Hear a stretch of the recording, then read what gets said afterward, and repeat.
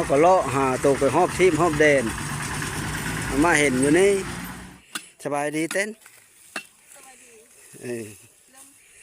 เริ่มตานมกับแพ็กหนึ่ง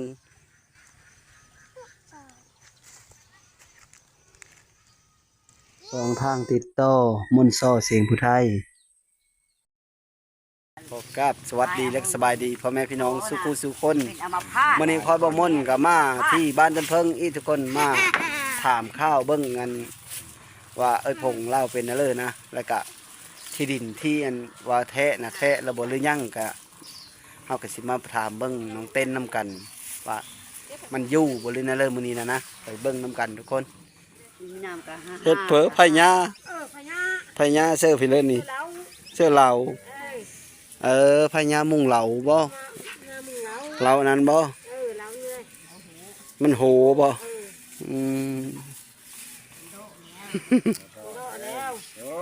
นี่มันพญาก็เป็นเจ้านี่เนาะเป็นมด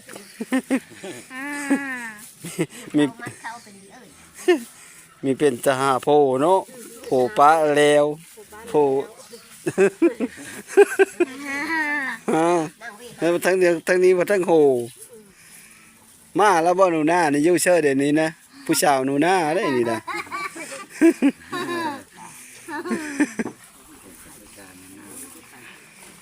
ไปถามเมื่อพงก่อนเราก็มาฮอดเฮิร์นเดือพงเลย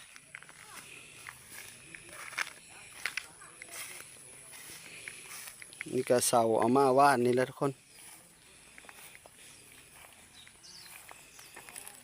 เสาหน้า12ต่อพากันบุกอยู่ในเชอะสามไม่รู้นี่มันก็เก่งแล้วเด้บาทนี่เชอะมือแรงมันมีลมแล้วก็จูดพื้นนี่ก็จูดบ่สบายดีเต้นเริ่มตาเสียหญ้าสำคัญตอนกระเว้นมันหอนก็ต่อยกัดเอาเสียบโจกท่าแล้วเนาะพากันจะได้จะกินเนี่ยนี่สิโยเป็นตาซอยแล้วเนี่ยนี่สิเป็นตาได้อยู่เด้อ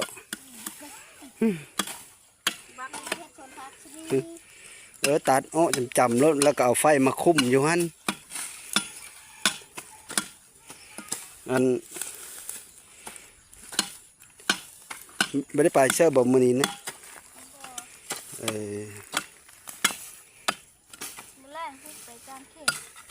มื้อแรงเราไปการเขต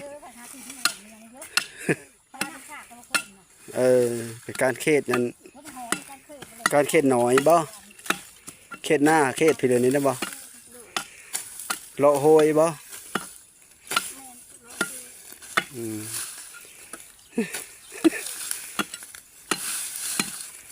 โอ้มันสิฮาดอยู่บ่ได้นี่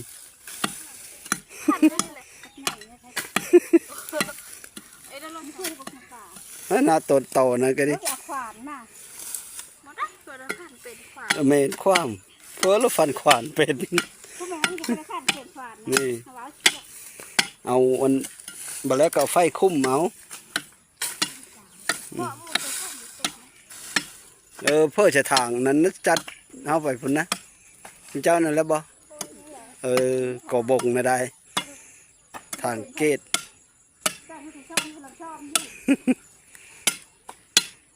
จะบักทิมโลก็ได้เนาะมันเยอะนี่ให้กระเตะงำเฮิรนบักทิมโลก็ได้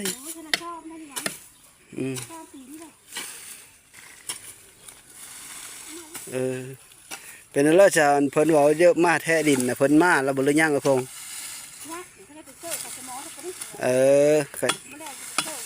พระเจ้านั่นแหละไปเชิญแล้วก็ชักกระเฮิร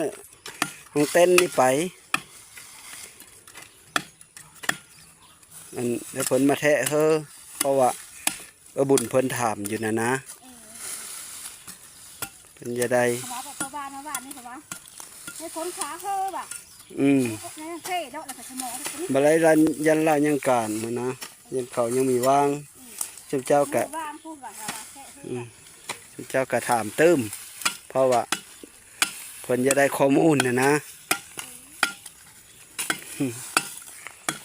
นี่เจ้าเฮ็ดเองก็แปลนแล้วได้เก่งแล้วได้มีแต่เฮาจูดขี้เหยอะนี่ออกก็แปลนหมดเลยนี่นะตาเพ้อบ่เพ้อบุห่านเฮาแหละนี่เนาะเพ้อบุห่านขั้นข้ออยู่บนนี้ท่านแมลงต้มหวานเอามกกินก็ได้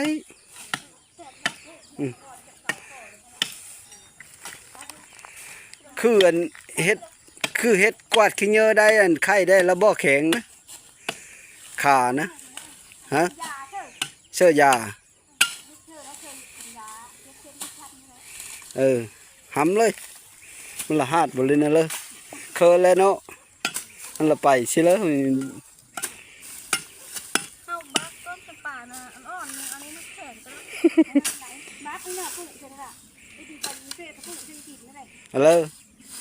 ปุ๊ไปเลยปุ๊โหดได้ว่าดอกเห็นบ่นี่ได้ก็นี่ปุ๊เสิร์ฟมันแปดแล้วก็นะค่ะแปดมันค่อยมาแต่ดิแปดแล้วกันปุ๊น้องเสิร์ฟปุ๊ก็โมดแม่นะบักแม่นแหละคันปุ๊ก็มันก็เยอะไว้เติบ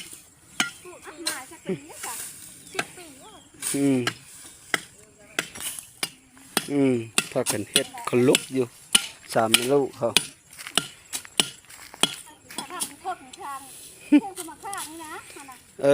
หามข้างนี้อี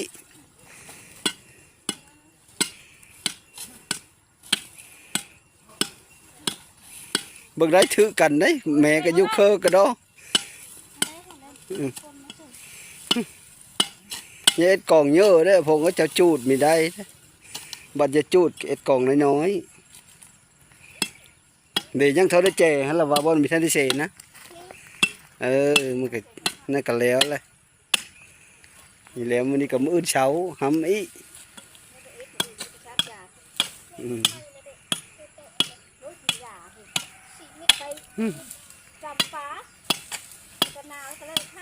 ไปดำปลา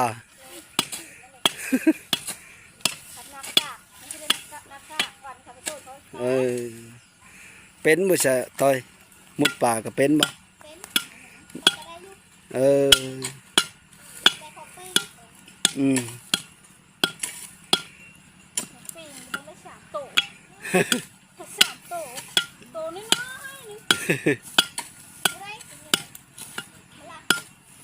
พอได้กินกับพ่อแล้วเนาะ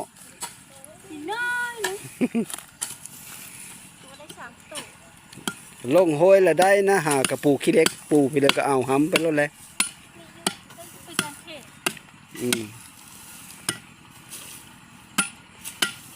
พาก็ขึ้นแล้วไม่ได้เห็นขี้หินจักเธอ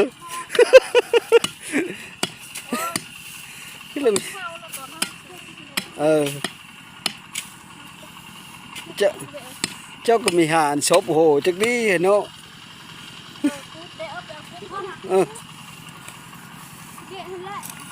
ป่านนี้มันก็มีหอนไปเลยกว่าแดด2 นาอยู่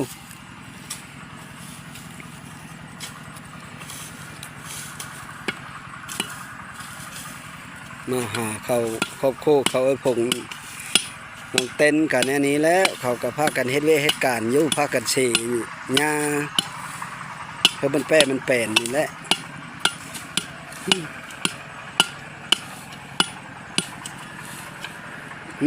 เฟิร์นเลยบ่ฮะยังมีหักอยู่เนี่ยน่าจะหักเลยเฟิร์นแล้วเบิร์ดคอยจีดึงมึงนี่โอ้ยมันจะหักนักตะหกอย่างนี้สักคนจับพวกขลอยรถมันจะกุดนักตะหก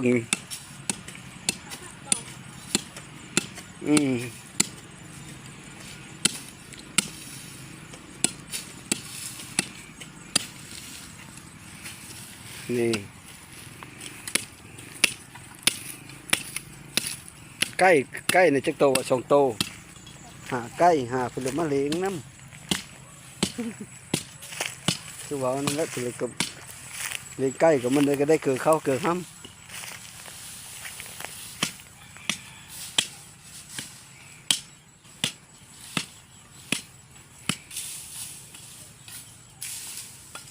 นี่หน้าต่อนั้นอีหน้าต่อนะต่อไม่ติ้วนั่นเด้ ป้าใหญ่นะ มันไม่แข่งชับไม่โหดได้นั่นได้ไม่โหดบ่ว่าดอกตัวนี้ต่อยปูอีเชอะเกิดนะ ตะก้อนกกชนิดฝนพาฝนผาอีเป็นบ่ฝนผานะ ก็ฟ้าให้ดีเลยมันเป็นคู่ของอันนั้นแหละเนี่ยฟ้ามียาบักกะคุ้มเอา ตัดต้นว่างไอ้เธอนี่นะ อืม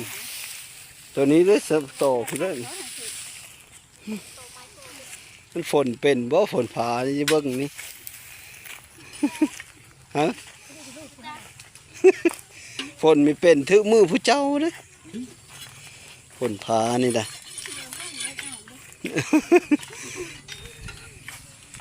เออเป็นเร็วเป็น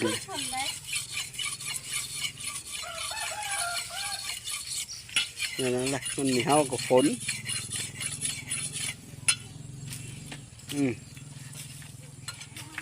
ดี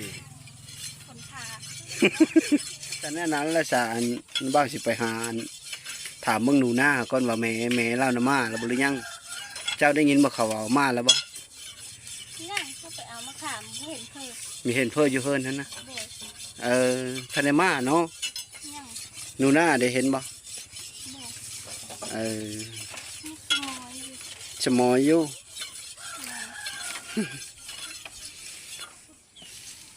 ได้แล้วไปทาน หึโอ้จนเฮ้ยญาติปั๊บ ยกมันก็แบบ บุกว่าดิแล้วหันหน้าต่อนี้ก็ดิมันหวีดบ่ซะ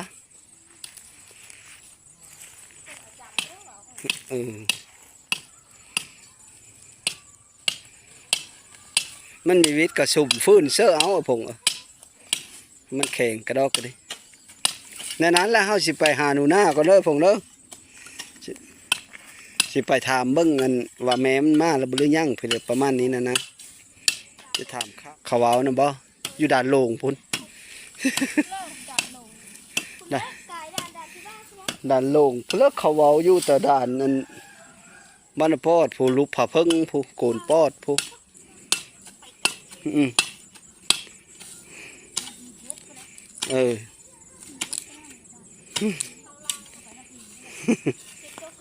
บอนผีเข็ดผู้เราไปอยู่ได้ไปตั้งแต่ค่อยมานะค่อยไปทันได้ไปบุญท่าดีหั่งบัดค่อยกลับมาแต่บุญท่าดีหั่งก็ว่ายังไม่ทันมาอยู่บัดมู่ส่งคลิปมาเบิ่งอีก็ยังไม่ทันมาถ้าปานนี้มันก็เฮิงเลย เขาไปเอามาขามไปกินส้มมาขามที่เห็นเคย ชิปไปมือแล้ว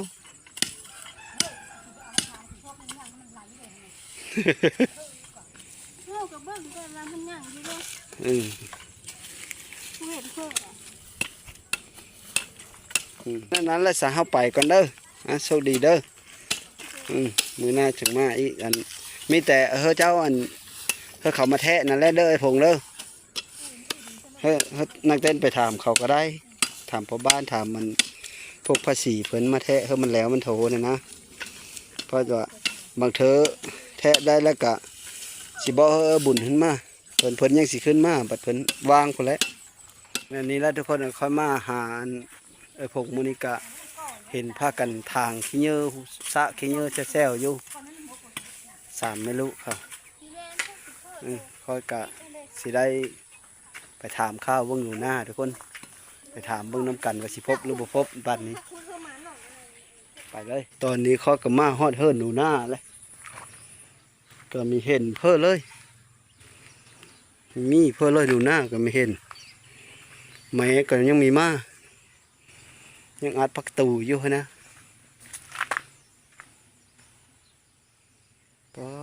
จักไปเลยยาได้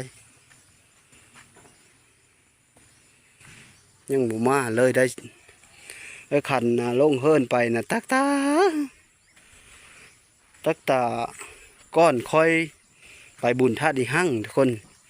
ก้อนคอยมาท่ายหนูหน้าครบอยู่อันทหารไข่เคืองเขานั้นแต่ยังมีมาทับวันนี้ตอนนั้นนะก็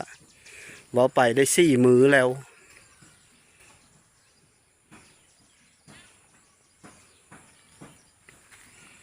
มีเพื่อเลยอยู่เฮินนี่ก็ได้ไปถามหาชาวบ้านแล้วมีเห็นหนูหน้าจักไปทางเลยไอ้คันนะก็เขาเห็นอยู่แต่พุด่านลุบด่านผ่าเพิ่งลุบโกนปอดทางด่านบรรณปอดคนเลยก็ยังบ่เห็นเพื่อไปหาเลยจักมันไปอยู่ใช่เลยทุกคนเขาก็ไปหาถามหาชาวบ้านละมีเห็นที่เราจากอ้อมบ้านเลาะหาก็มีเห็นแต่มันไปทางเลิศหนูหน้านะมีเห็นอะไร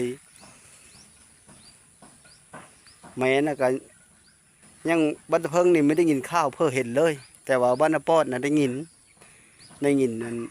หมู่ค่อยโทรมาตอนนั้นนะเขาอันส่งคลิปมาให้เบิ่งนะเล่าหนังอยู่ในป่านะเอ็ดตูบอยู่ผู้เดียวนะแล้วก็เดี๋ยวนี้ก็ยังบ่มีเพื่อเห็นเลยสมมุติว่าเฮาเห็นแล้วก็เล่าย้ายไปบ่อนไม้โลดนะหนูหน้านะบอกไปดินน้ำมูค่อยไปหาเฮิรนเมซ่อนกับมันย่าไปแล้วไปหาเมซ่อนกับมันย่าไปเลยและเขาว่ามันลงทั้งเตอร์แล้วค่อยไปหาทั้งเตอร์กับบีเห็นมันไปทั้งเลยไปเลาะหาเบิ่งอีกก้อนทุกคนอันนี้ก็คือเฮิรนหนูหน้ามันสร้าง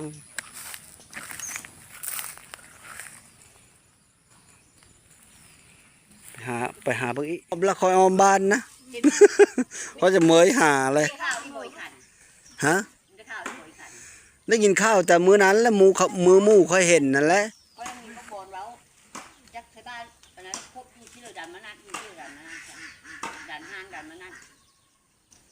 เขาเห็นหมู่ค่อยเห็นนะอยู่อันโกนปอด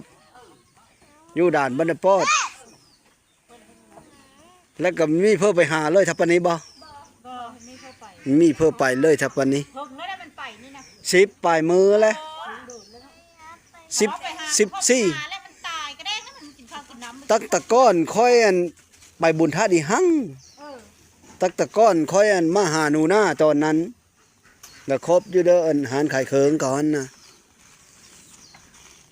มาถามเมะซ่อนก็บ่เห็นมันไปทางเลอบาน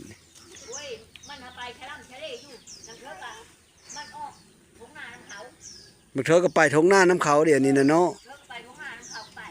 เลย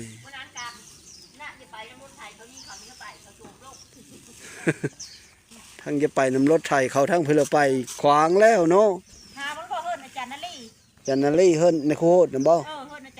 ไปแล้วไปหาแล้วเขาเอาหึ้นมากหึ้นละได้บ่โอ้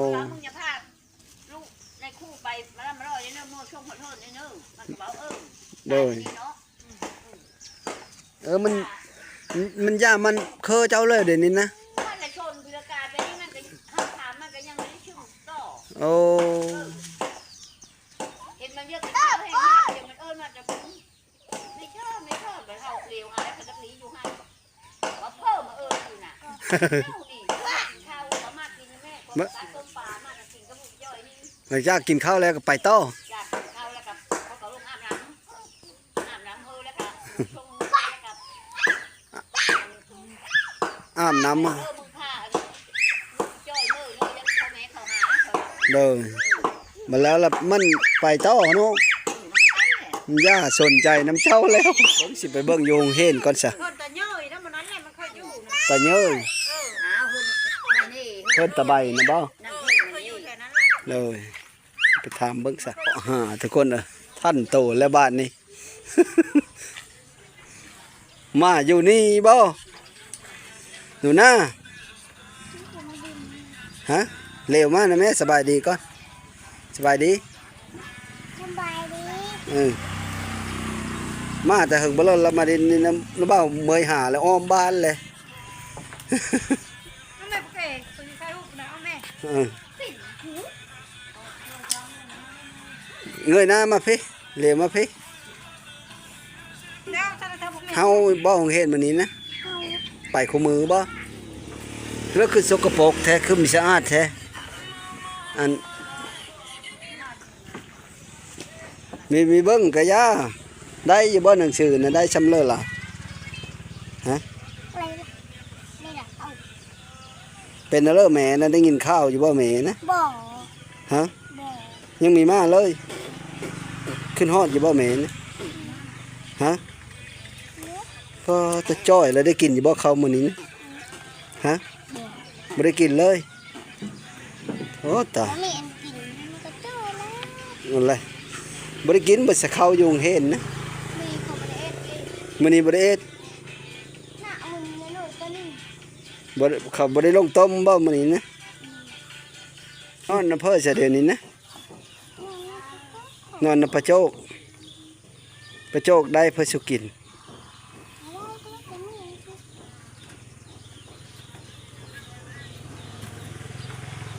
ไปเลาะหาตัวอ้อมบ้านบ่เห็นมาเห็นอยู่นี่3 รอบแล้วได้เฮาอ้อมบ้านหาตัวได้ว่าถ้าแม่ตัวน่ะมีเห็นได้10ปลายมือแล้วก็มีผู้ไปหาเลยบ่อ้ายตัวเดอ้ายตัวเดบ่ได้ไปบ่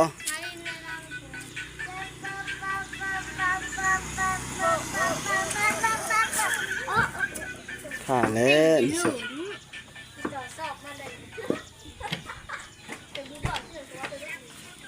เชื่อสะเกิบนะถืออยู่บ่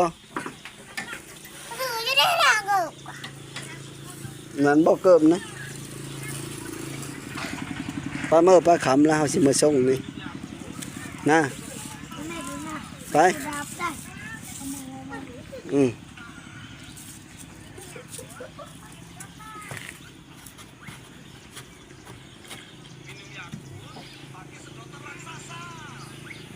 เมื่ออยู่นั่นเลยอยู่น้ำเพ้อของมือนี่นะ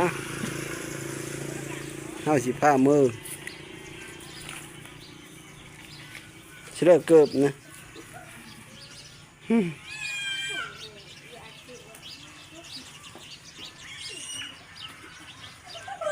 ไป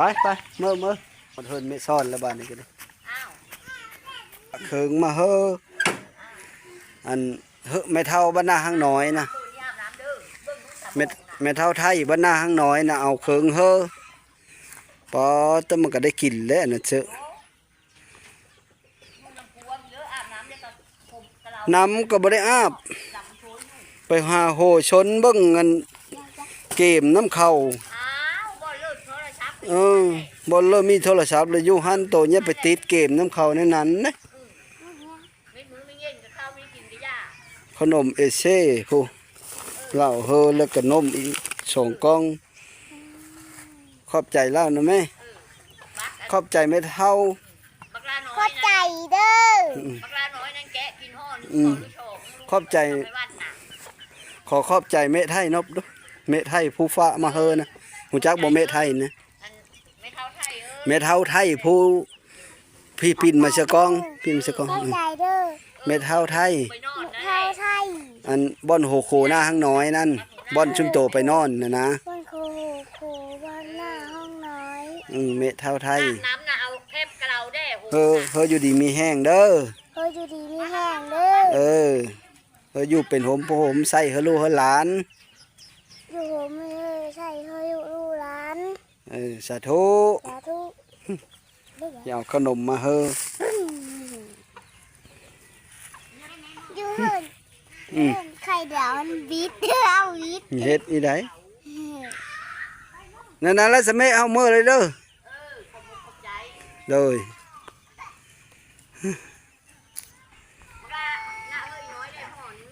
เบิ่งเอาเฮอมันเด้อเบิ่งบ่หน้ามันหลายอยู่อันนั้น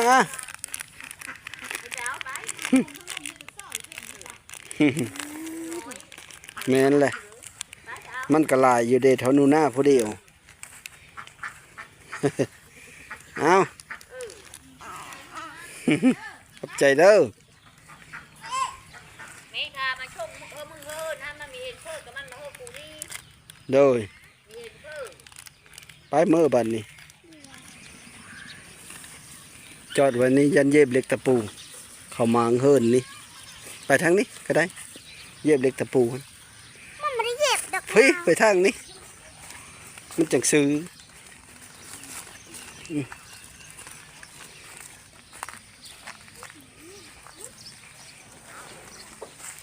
บ่ได้กินแล้วบ่เข้ามื้อนี้นะโยงเห็นก็บ่ได้กินเขาบ่ได้เอ็ดเนาะ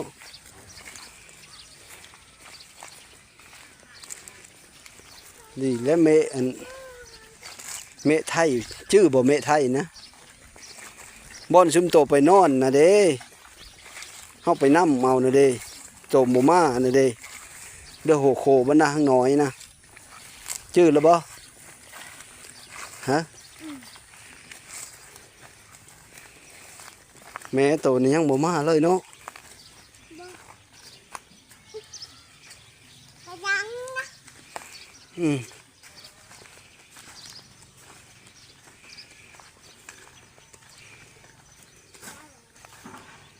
หนัง ยันไม่กับพระเจ้ามา นางกินนมหันเอามากินเบิ่งดูฮะ น้ำแดง นี่ขนมกระแพกหนึงแล้วก็เอเซ่แล้วก็อันนี้เหล้าฟ้ามาเฮอ ขนมสองแพ็คเลย ขนมสอง นมกระแพกหนึง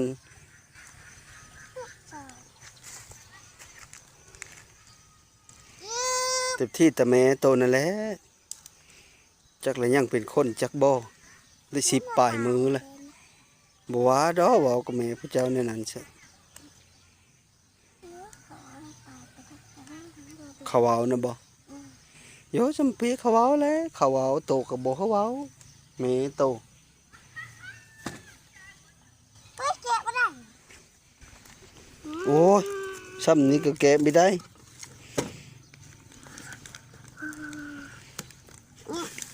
อืม เฮ้ย อืม เล็บแล้วเปล่าฮะเล็บแล้วเปล่ายิบ ทีเลยยกพระเจ้าน่ะมาสู้น ได้กินแล้ว มาแต่เชื่อนะเจ้าบอกมาเฮอนะโดยเนี่ยนั่นบ่แล้วเจ้าเราเป็นผู้ออกมาเฮอเนาะโดยเจ้าจะไปเชื่อเสด็จดีไปเฮอล่าแล้วเนาะเอาไปเฮอเมซ่อนนะแม่เพิ่นนี่แหละมีมาเลยนี่นะจักจังว่าเขาเห็นอยู่แตด่านมันตะปอดผูกก็ได้หลายมือแล้วเขาเห็นก็ดิได้5 มือละกะยังมีผู้พบเห็นนี่เลย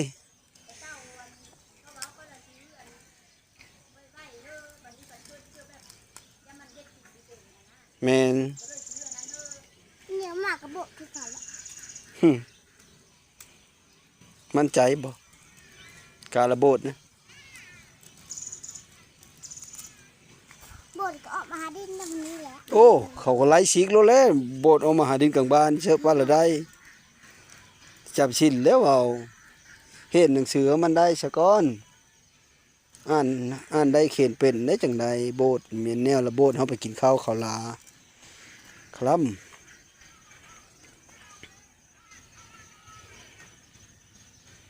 ตับอึกใช่ฮะ แทงพี่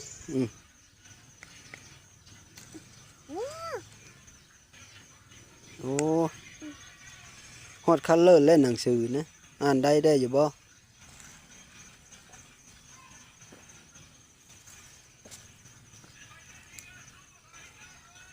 ย่าอย่าเบิ่งน้ำเขาหลายเกมนะเด้อมันสิเฮาสมองใช่ฮะเกมเฮาสมองแล้วก็แล้วและความจำหนังสือพี่แล้วก็บ่ได้แล้วอาบน้ำเฮามันดูอาบน้ำท่าแม่โตท่าปลาโตมีผู้อาบเฮาโตได้โตบ่ได้ไปซิเลยเด้อคณะทรงเซอร์กับเปิ้นมาละอยู่ในเมะซ่อนแดงหุ่นๆอ้อตะลาวแล้วก็คล้อยเฮาเลย แง่งา นั่นเลยทีมชาติเลยทีมสกองขี้เยอะ เพื่อเสียหญ้าน้ำนี้นะแม่โตบ่ฮะ แม่ค่อยเรียก เราอยู่แล้วเราเสียหญ้าเป็นหมด เราไปอยู่มันก็บอกกินนะ เราปัดเรากวาดเกงม่องโลดคันเราอยู่ นี่เจ้ากว่า มีว่าดอจัดส่งโลดขนมเด้หมดจังห่อเลยโอ้เตอเอาเฮอเขา2ห่อหนึงเพิ่นจัดบกว่า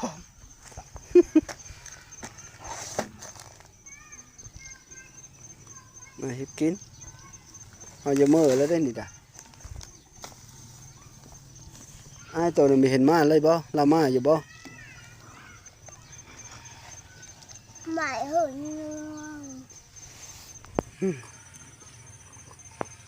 แล้วแบบนึง เบิ่งไปเลย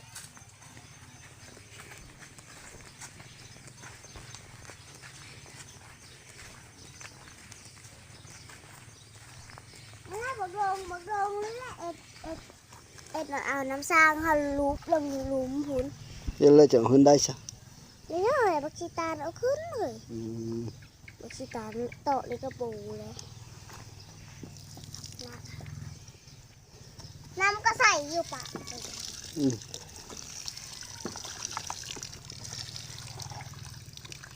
ก็ไปเอาคู่มาสูบน้ำอาบท่าเขาท่าอันปลาโตมามันมืดแล้วโตมีเห็นหุงอาบแล้วนอนชุกกระปรกแล้วแห้งเต็กดำเฮาแห้งเต็กขี้คาดขี้ไข่กล้ามเขาไปเฮอดินน้ำได้ บ้าน เขาข้าวได้ชิเลอคู่นะเป็นยุมปุยอยู่อาบน้ำแล้วบ้านนี้อาบเอง กินอีกก่อน ว่าโดไว้กินเด้เอาไว้เถอะนาเด้ บ้า สัตว์3 ปองบ้าเดียวแล้วล่ะ บ้า มันไม่ได้กินข้าวนะก็มันเจ้เอาเฮาดองได้อันหนึ่ง แค่3 อันด้วย เฮาเซลน้ำได้เฮาเซลน้ำได้ฉันน่ะเฮาเมื่อได้บ้านนี้ได้เด้อมืดละเด้อ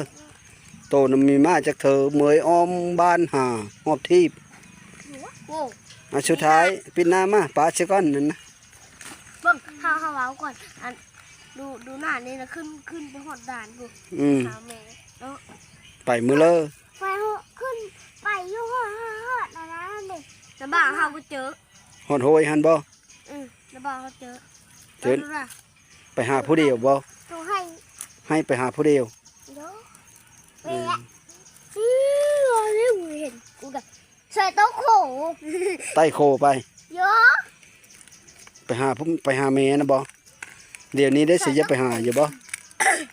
ใส่โขใส่โต๊ะโขเดี๋ยวนี้มึงอย่าไปหาเลยบ่อย่า อันสุดท้าย ขอขอบใจ เขาก็ไม่เข้าใจ น้ำพ่อแม่พี่น้องเด้อ พ่อแม่พี่น้องเด้อ ที่เฮามาติดตามรับชม นี่นะดาวทับส้ม ขออยู่ดีมีแห้ง ขออยู่ดีพี่แห้ง ขอโชคเข้ามาน ขอให้โชคเข้าบ้าน พลำพลโลย พลาพลอย สุขุสุคน ทุกคน อันแม่ข้อยก็ยังไม่ได้มา แม่ค่อยกระไทยละมา เมยหาแล้วอัน เมยหาแล้ว โตไปหาฮอดฟ้าห้วยพุ่นบ่เขาครบน้ำทาง เขาเราเอาตัวมา เออ สบายดี สบายดี นั่นนี่แหละทุกคนน่ะมาหาหนูนามื้อนี้ก็จนมืดทุกคนน่ะค่อยอ้อมบ้านเลาะหาหอบที่ไปถามเพิ่นก็เว้าอยู่หั่นเว้าอยู่นี่บัดไปเห็น